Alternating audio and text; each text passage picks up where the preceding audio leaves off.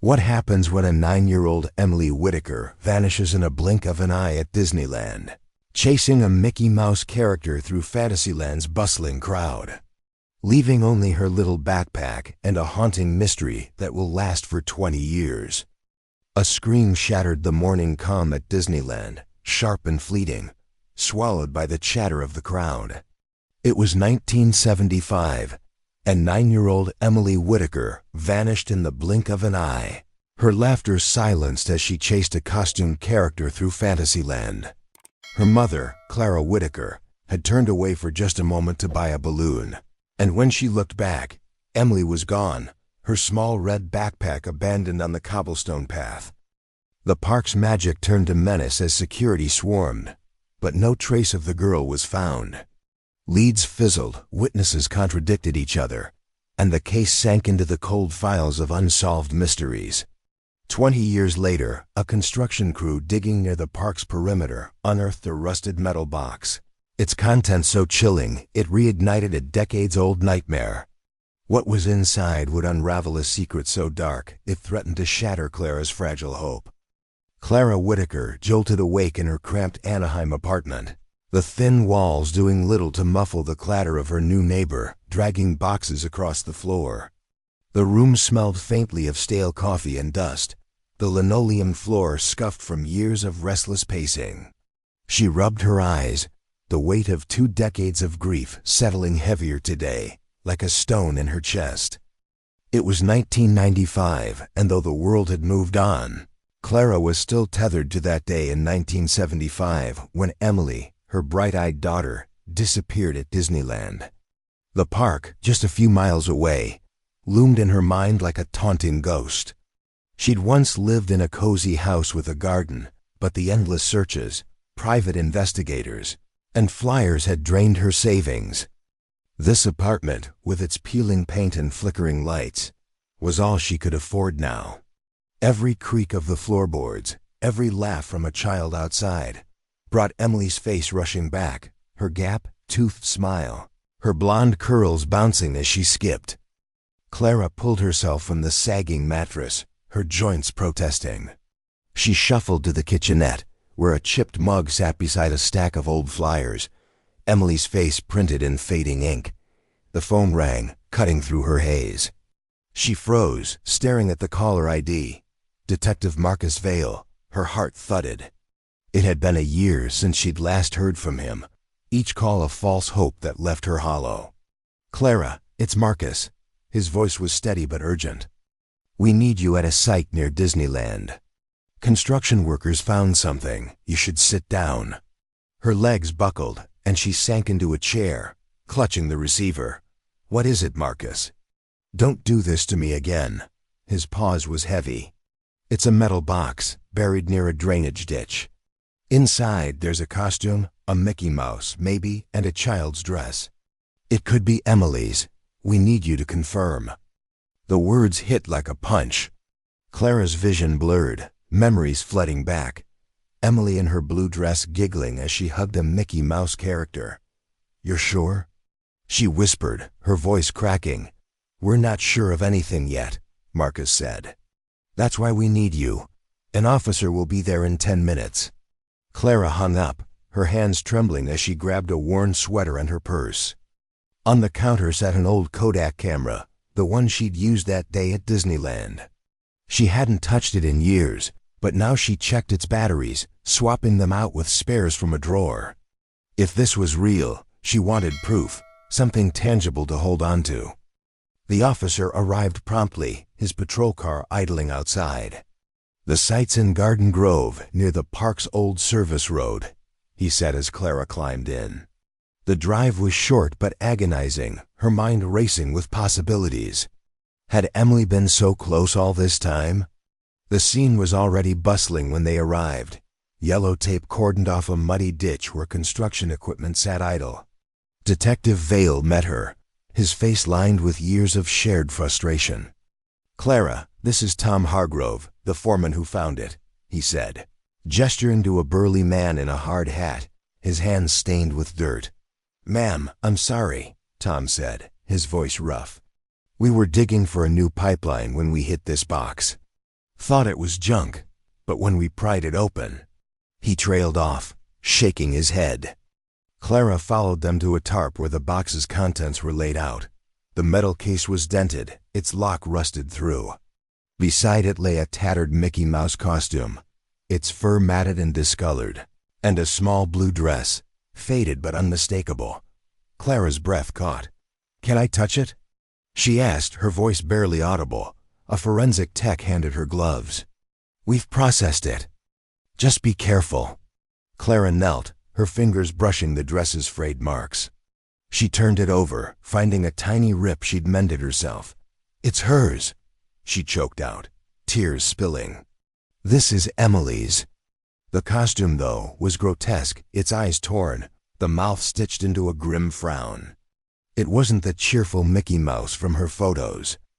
Marcus handed her a picture from 1975, Emily beaming beside, a Mickey Mouse character in front of Cinderella's castle. "The costume's degraded," he explained. "Years underground, water damage, but we think it's the same one." Clara pulled out her Kodak, snapping photos of the items, the flash stark against the muddy scene. "For my records," she said, tucking the developing prints into her purse. A shout interrupted them, an officer waving from the ditch. "Detective, we've got Disneyland's operations manager on the line. She's at their office, won't come here, says it's too public." Marcus nodded. "We'll head there. Clara, you ready?"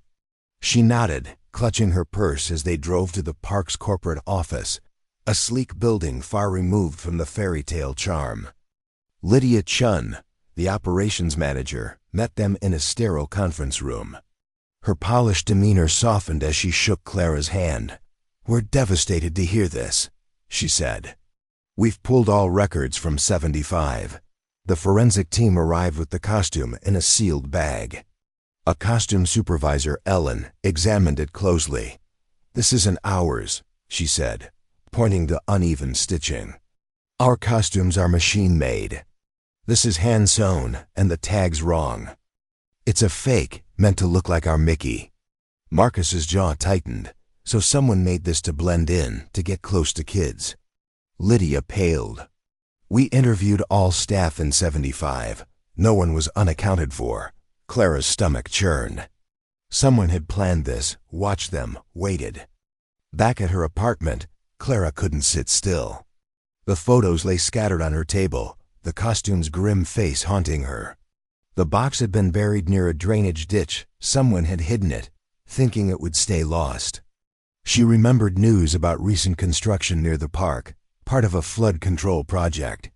It must have disturbed the ground, exposing the box. Waiting for the police felt unbearable. She grabbed the yellow pages, flipping to costume shops. One caught her eye.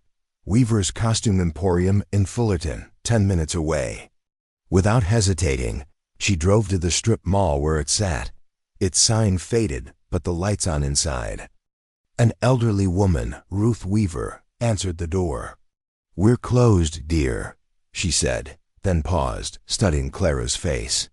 "You're the mother from the news, aren't you?" Clara nodded. "I'm looking for answers about a costume."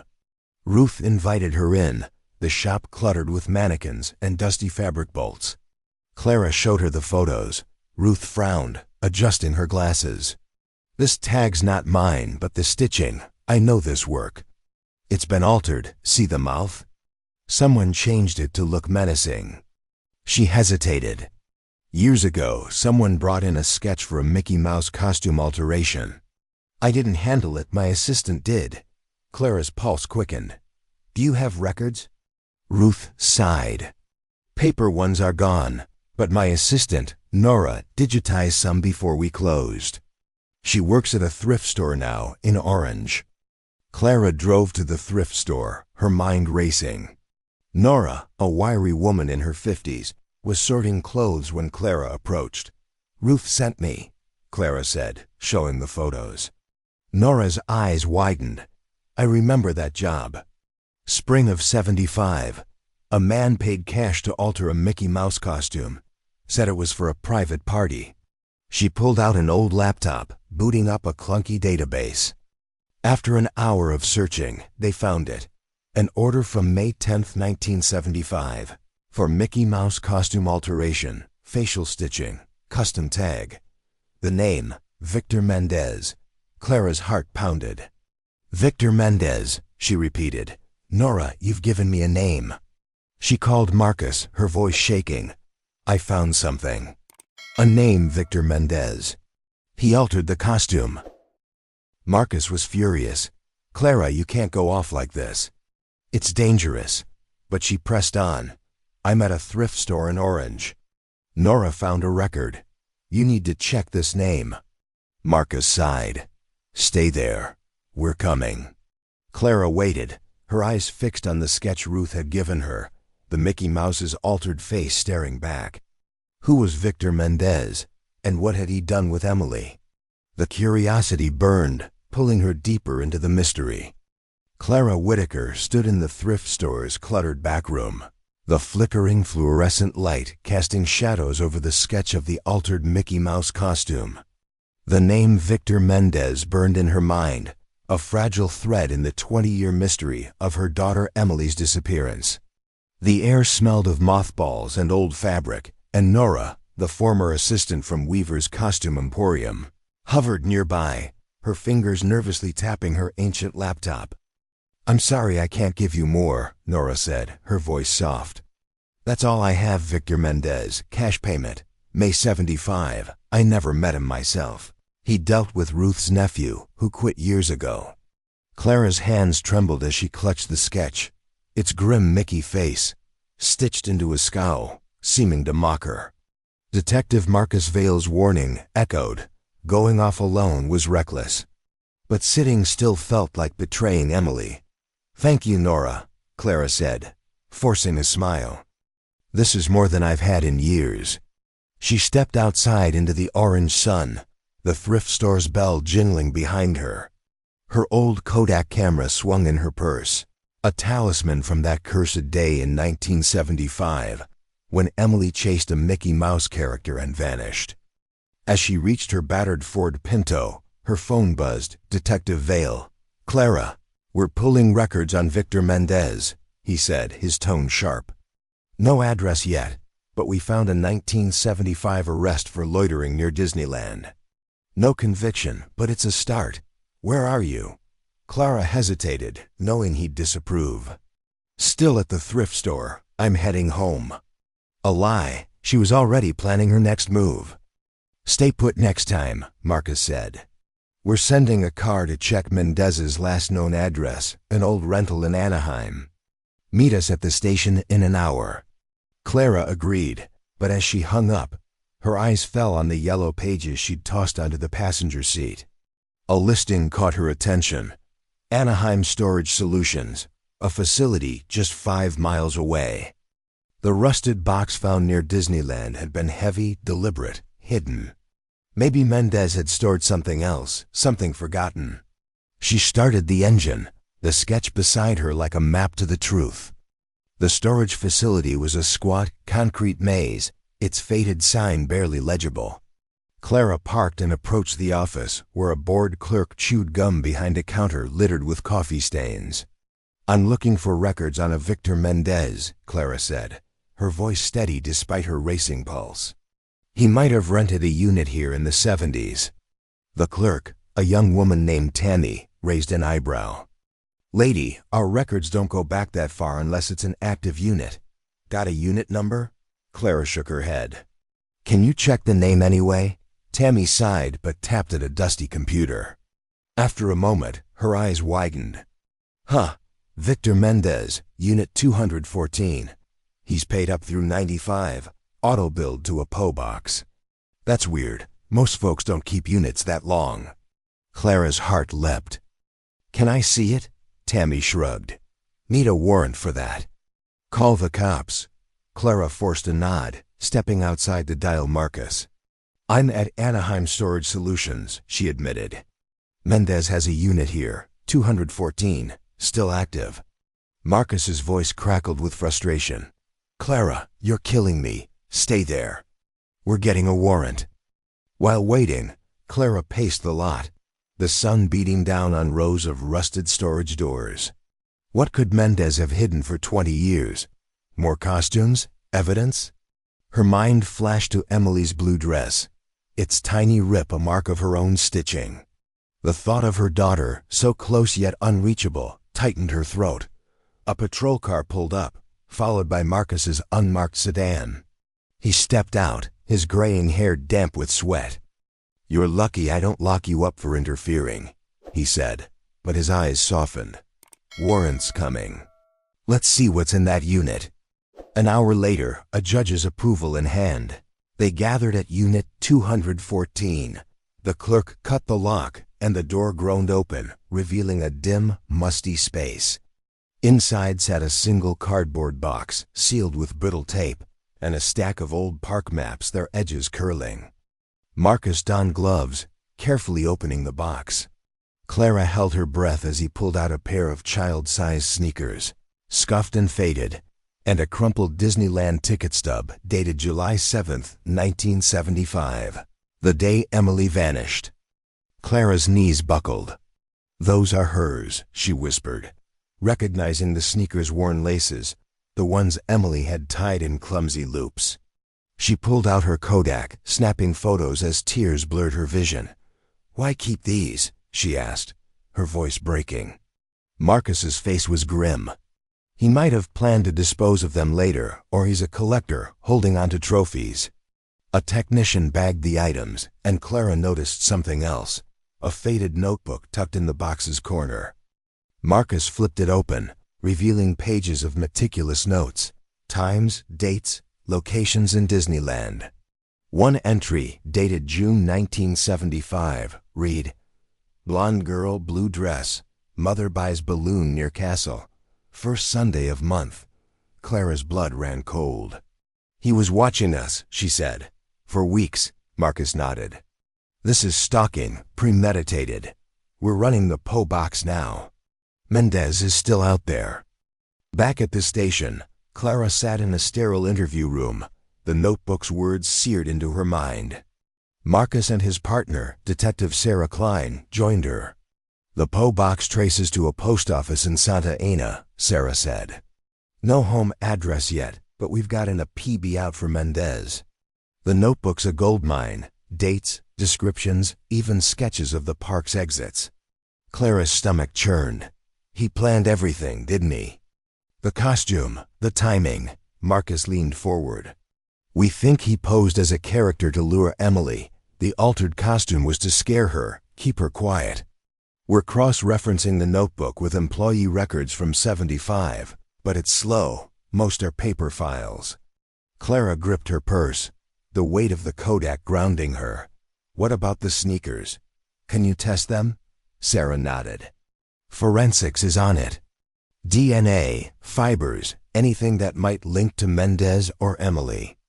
Clara drove home, the notebook's details haunting her. Mendez had known their routine. First Sunday of every month, their special Disneyland day. She parked outside her apartment, the evening air heavy with the scent of jasmine. Inside, she spread her photos on the table, studying the sneakers, the ticket stub. Something nagged at her, the ticket stub's date. It was printed, official, but the ink seemed off, smudged in a way that didn't match her memory of those crisp tickets. She grabbed a magnifying glass from a drawer, peering at it.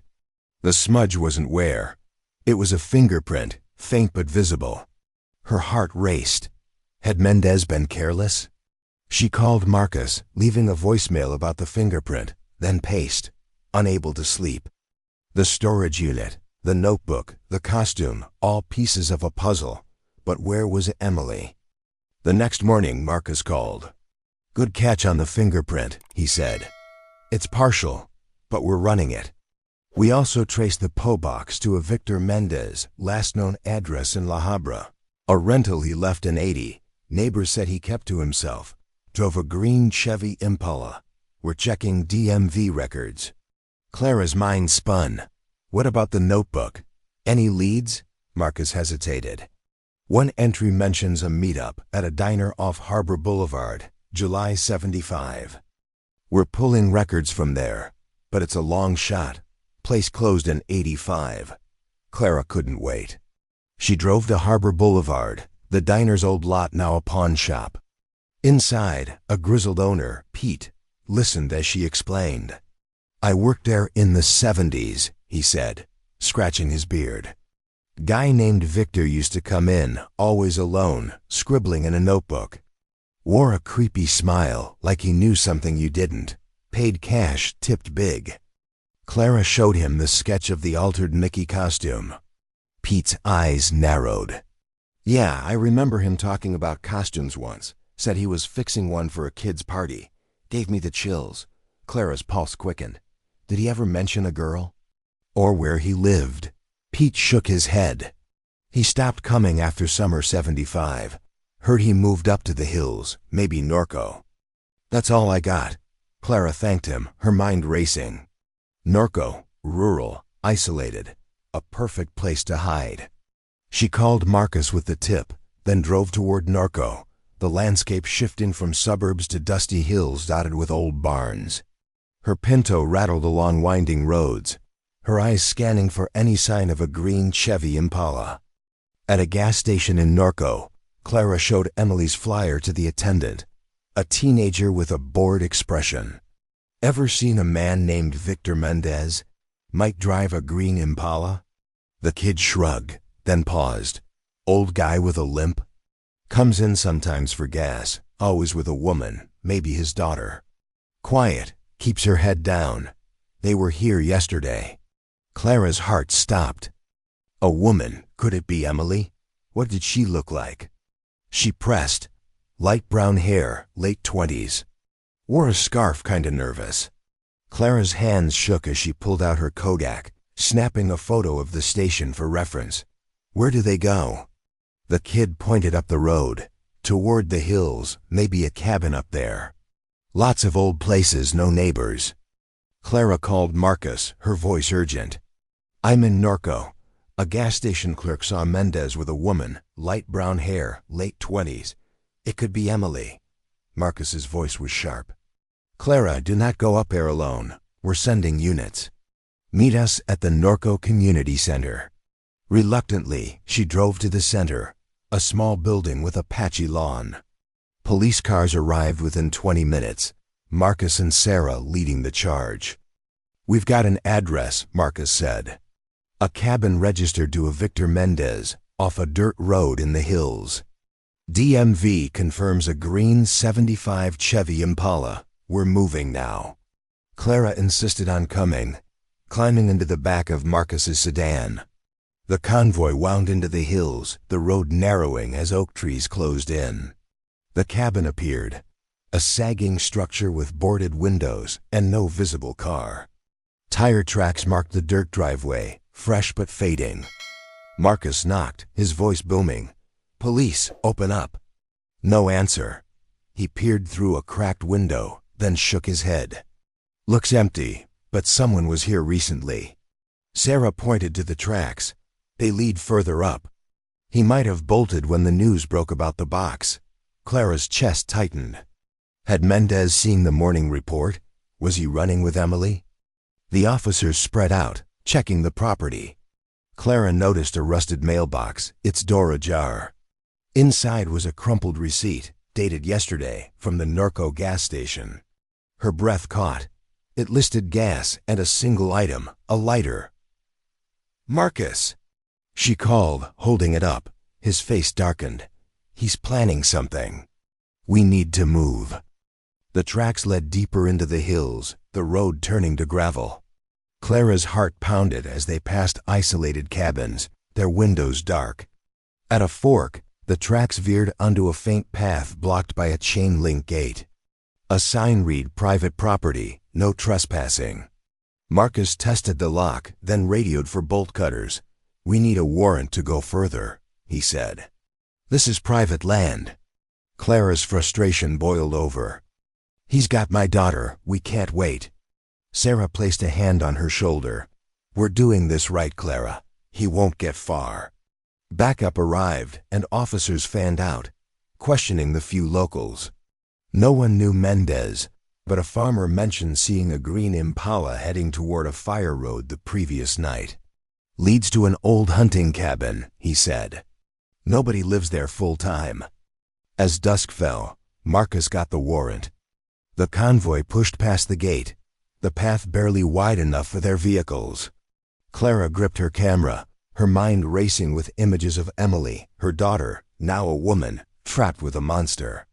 The fire road ended at a clearing, where a dilapidated cabin stood, its roof sagging. The green Impala was parked out front, its hood still warm. Marcus signaled for silence, his team surrounding the cabin. Clara's heart thundered as she followed, staying behind the officers. Marcus knocked, his voice firm. "Victor Mendez, this is the police. Come out with your hands up." Silence. Then, a faint creak from inside, followed by a woman's muffled cry. Clara's blood ran cold. "Emily!" She shouted, unable to stop herself. Marcus pushed the door open, flashlight cutting through the dark. The air reeked of gasoline. "Get back!" He barked, pulling Clara behind him. Inside, shadows moved. A man with a limp leaning on a cane, and a woman, her hands bound, eyes wide with fear. "Don't move," Marcus ordered. The man, Victor Mendez, raised his hands slowly, his face calm. "You found me," he said, his voice raspy. The woman's eyes locked on Clara, and time seemed to stop. Light brown hair, late 20s, the right age. "Mom?" she whispered, her voice trembling. Clara's knees buckled. "Emily," she sobbed, reaching out. Officers moved in, cuffing Mendez as Clara pushed forward, desperate to reach her daughter. But the smell of gasoline grew stronger, and a spark flickered in the corner, a rag catching fire. Flames licked the gasoline-soaked rags in the corner of the dilapidated cabin, the acrid stench choking the air as Clara Whitaker lunged toward the woman she knew was her daughter, Emily. "Get back!" Detective Marcus Vale shouted, yanking Clara behind him as officers swarmed in, their flashlights slicing through the smoky gloom. Victor Mendez, his hands cuffed, leaned on his cane, his calm demeanor unnerving against the growing fire. The woman, Emily, bound to a chair with rope, struggled, her light brown hair falling across her tear-streaked face. "Mom!" She cried again, her voice hoarse but unmistakable. Clara's heart pounded, 20 years of anguish and hope colliding in that single word.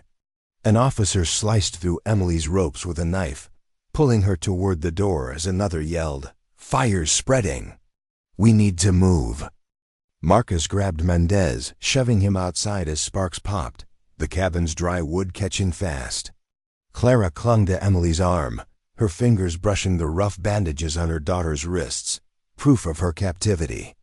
Outside, the night air was cool, but the heat from the blaze followed them, the cabin now a glowing inferno. Sirens wailed as fire trucks roared into the clearing, their lights flashing through the oak trees. Firefighters leapt into action, hoses blasting water at the flames, which hissed and steamed, but refused to die.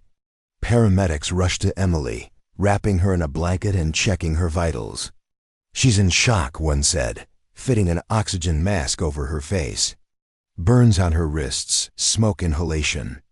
Clara hovered, desperate to hold her daughter, but held back by a medic's firm hand. "Let us work, ma'am." Nearby, Benjamin, the thrift store clerk who'd helped find Mendez's name, stood with the officers, his face smudged with soot from running to the police cars for help. "I saw the fire start," he said, his voice shaky. "He poured gas everywhere." Clara's eyes darted to Mendez, now seated in a patrol car, his expression unreadable. Why burn the cabin? What was he hiding? Marcus approached, his notebook in hand. "Clara, we're taking Emily and Mendez to St. Mary's Hospital in Corona. You can ride with us." Clara nodded, her gaze fixed on Emily, who was being loaded onto a gurney. The paramedics allowed Clara to sit beside her in the ambulance, her hand gently resting on Emily's unbandaged fingers. The sirens screamed as they sped down the mountain, the Impala's taillights fading in the distance, towed as evidence. "I never stopped looking," Clara whispered, tears falling. Emily's eyes, clouded with pain, met hers. "I saw you on TV today," she rasped through the mask. "I knew you'd come." Clara's chest tightened. The morning news about the rusted box had reached them, pushing Mendez to act. But how had Emily survived all these years? And why had Mendez kept her alive? At St. Mary's, the EO's a blur of white coats and beeping monitors. Emily was wheeled into a curtained bay, Clara trailing behind. A nurse stopped her. "You can stay close, but we need space to treat her." Clara paced outside the curtain, clutching her Kodak camera, its weight a reminder of the day Emily vanished. Marcus and Sarah joined her, their faces grim. "Mendez is talking," Marcus said. "He's got liver cancer, stage 4. Maybe 6 months left. Says he's ready to confess everything." Clara's hands clenched. "What did he do to her?" Sarah's voice was gentle. "He's claiming no physical abuse, just control. Kept her isolated, told her you died in a car crash. We'll verify with Emily and the doctors." Clara's anger flared. "He stole her life, our life. 6 months isn't justice." Inside the bay, doctors worked on Emily's burns, bandaging her wrists where the ropes had cut deep. Clara caught glimpses through the curtain, her daughter's face, older but still hers, the same green eyes. A doctor emerged. "She's stable. Minor burns, smoke damage to her throat. She need weeks of recovery, but she's strong." Clara exhaled, relief mixing with dread. "Can I see her?" The doctor nodded. "Briefly. She's asking for you." Clara stepped inside, sitting beside Emily's bed. "My girl," she whispered, taking her hand. Emily's fingers squeezed back weakly. "He said you were gone," she said, her voice cracking. "I believed him after a while. It hurt less." Clara's tears fell. "I'm here now. You're safe." Marcus entered, his expression cautious. "Emily, when you're ready, we need to know what happened. It'll help us build the case." Emily nodded, her eyes distant. "He was at the park that day, dressed as Mickey. I followed him because he promised a special ride, a secret place. He took me through a gate, said it was a shortcut. Then I don't remember much. A car, a house. He said he was my dad now." Clara's stomach churned.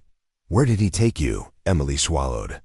"A house in Anaheim first, then the cabin when I got older. I tried to run once when I was 13, saw a flyer with my face at a store. He caught me, said I'd die in the woods if I tried again." Marcus scribbled notes. "The cabin? Any visitors? Anyone else involved?" Emily shook her head. "Just him. He was sick, needed me to cook clean. I felt trapped, but he was all I knew." Clara's mind raced. The notebook from the storage unit, the meticulous plans, Mendez had stalked them for months. "Why you?" she asked, her voice breaking. Emily's eyes filled with tears. "He said I was special, like the daughter he never had. He'd watch me at the park, saw how happy I was. He wanted that, for himself." Marcus leaned forward. "Did he ever mention the costume? Why he altered it?" Emily nodded slowly. "He said it was to keep me quiet. The face scared me, made me listen. He'd wear it sometimes, just to remind me." Clara's blood ran cold. The altered Mickey costume, with its stitched scowl, wasn't just a disguise. It was a tool of terror. Sarah stepped in, holding a file. "We searched the Impala. Found a lockbox under the seat, more notes, photos of other kids from the 70s, all taken at Disneyland. Emily's the only one we know he took, but we're checking missing persons records." Clara's heart sank. Had Mendez planned to take others? "What about the fire?" she asked. Marcus's jaw tightened. He admitted he saw the news about the box. Knew we were closing in. Said he'd rather die than face prison, and he didn't want Emily talking. Clara's anger surged. He tried to kill her to save himself. Emily gripped her hand tighter.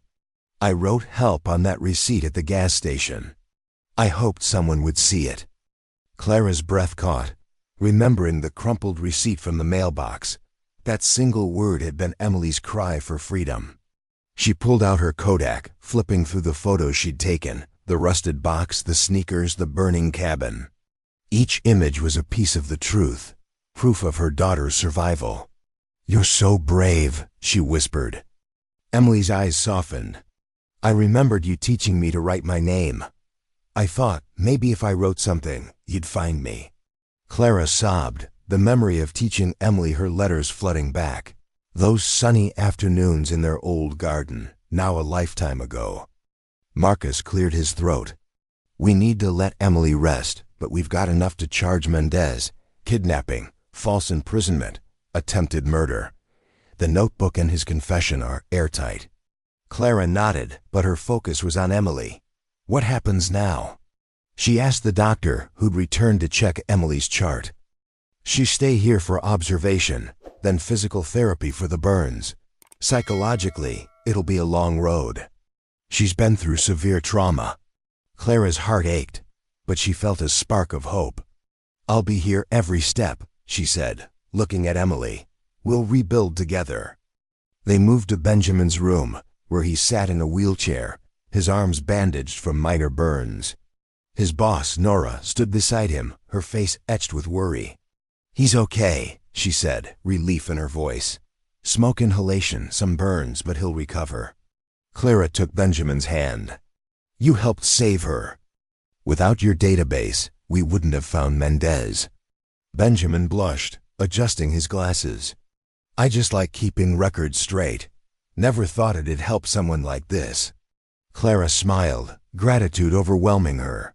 "You're a hero, Benjamin." A nurse appeared, holding Clara's Kodak. One photo, then they both need rest. Clara arranged them, Emily in her bed, Clara beside her, Benjamin in his wheelchair, Nora behind him. The nurse snapped the picture, the flash illuminating their tired faces. As the image developed, Clara studied it. 4 people, connected by chance and courage, their expressions a mix of exhaustion and hope. It wasn't the joyful Disneyland photo she'd once dreamed of, but it was real, a testament to their survival. Back in the hallway, Marcus updated her. "Mendez's confession fills in the gaps. He lived near your old house, watched you and Emily for months. Your Sunday Disneyland trips were predictable. He bought the costume at a surplus sale, altered it to blend in but scare her into submission. After he took her, he kept her in that Anaheim house until she saw the flyer, then moved to the cabin to avoid detection." Clara's stomach twisted. How did no one notice? Marcus sighed. Back then, security was lax, no cameras. He knew the park's blind spots. The case was treated as a runaway until leads dried up. Sarah added, "We found letters in the lockbox, unsent, addressed to you, Clara. He wrote about keeping Emily safe, like he believed he was protecting her." Clara felt sick. Protecting her? He stole her childhood. She paused, a new question burning. What about the box in the ditch? "Why bury it?" Marcus flipped through his notes. He said he panicked after the kidnapping, hid the costume and her things in case police searched his place. Thought the ditch was deep enough to stay buried.